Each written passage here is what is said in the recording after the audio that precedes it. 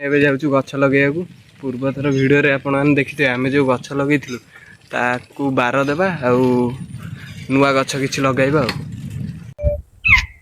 Radhe Radhe friends, କେମିତି ଅଛନ୍ତି? ଆଶା କରୁଛି ଯୋଉଠି ଥିବେ ଯେମିତି ଥିବେ ଭଲରେ ଥିବେ ଖୁସିରେ ଥିବେ। Welcome my YouTube channel Kishan ଅରବି।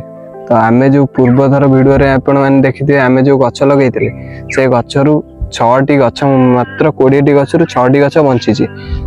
ଏବେ ଆମେ ଯାଉଛୁ ଆଉ କିଛି ନୂଆ ଗଛ ଲଗେଇବୁ। ଆଉ ଯେଉଁ 6ଟି ଗଛ ବଞ୍ଚିଛି ତାକୁ ଗାଈ ଗୋରୁଙ୍କ ବଳୁ ରକ୍ଷା କରିବାକୁ ଆମେ ବାଡ଼ ପୋତିବା। ଇଏ ହେଉଛି ଆମ ଗରିବ ରଥ। ଏବେ ଆମେ ପହଞ୍ଚି ଯାଇଛୁ ଯେଉଁ ଜାଗାରେ ଗଛ ଲଗେଇଥିଲୁ ସେ ଜାଗାରେ ପ୍ରଥମେ ଆମେ ବାର ଦେଇଦେବା। ଯେଉଁ 6ଟି ଗଛ ବଞ୍ଚିଛି ସେଠି ଆମେ ପ୍ରଥମେ ବାର ଦେଇଦେବା ଆଉ ନୂଆ ଗଛ ଯେଉଁ ଆଣିଛୁ ତାକୁ ସେପଟ ସାଇଡ଼ରେ ଲଗାଇବା ଆଉ। ଖୋଳିବାକୁ ଜବର କଷ୍ଟ।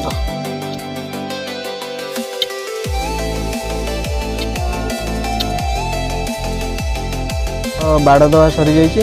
ଆଉ 5ଟି ଗଛ ଅଛି। 5ଟି ଗଛ ଜଲ୍ଦି କରିଦେବା କାହିଁକିନା ସନ୍ଧ୍ୟା ହେଇଯିବ। ଏ ଯେଉଁ ବୁଦା ହେଇଛି ତାକୁ ନ ସଫା କରିବା, ଗଛ ବଢ଼ିପାରିବନି। ସଫା କରିଦେବା।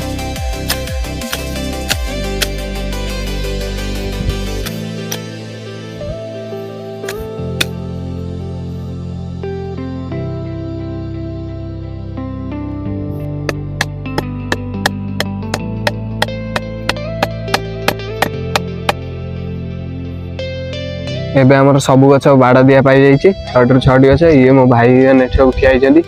ଆଇଥିଲେ ଆମକୁ ବାର ଦେବାରେ ଯେଉଁ ଆଳୁ ପଟି ଦରକାର ଦେବାକୁ ଆଇଥିଲେ। ଆପଣମାନେ ମୋ ସାଙ୍ଗଠୁ ବହୁତ ସପୋର୍ଟ କରନ୍ତୁ। ସେତିକି ବାସ୍ ବହୁତ। ସନ୍ଧ୍ୟା ହେଇଯାଇଥିବାରୁ ଆମେ ଗଛ ଲଗାଇ ପାରିନଥିଲୁ, କେବଳ ଗଛର ବାଡ଼ ଖାଲି ଦେଇ ଯାଇଥିଲୁ। ଦେଖନ୍ତୁ ଏ ଗଛ ବାଡ଼।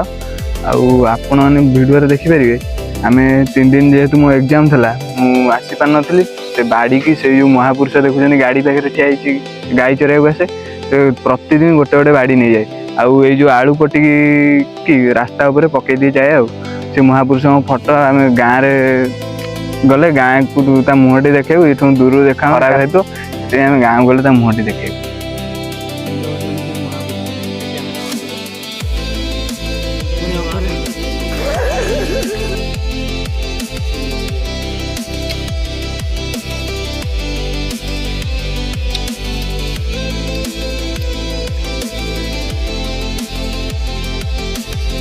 ସାଇକେଲ ପାଖକୁ ପଳେଇ ଆସିଛୁ। ସାଇକେଲ ପାଖରେ ଆମେ ଚାରା ଗଛ ରଖିଥିଲୁ ଆଇଛୁ ନବାକୁ। ଚାଲ ନେଇକି ଯିବା।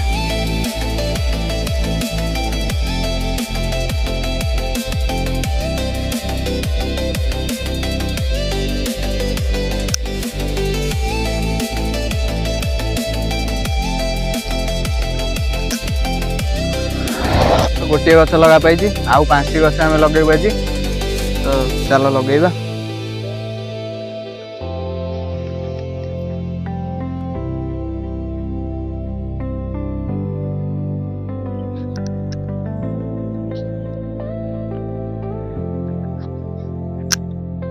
ଆଉ ଭିଡ଼ିଓଟି ଭଲ ଲାଗିଥିଲେ ଲାଇକ୍ କରିବେ, କମେଣ୍ଟ କରିବେ, ସବସ୍କ୍ରାଇବ କରିବେ।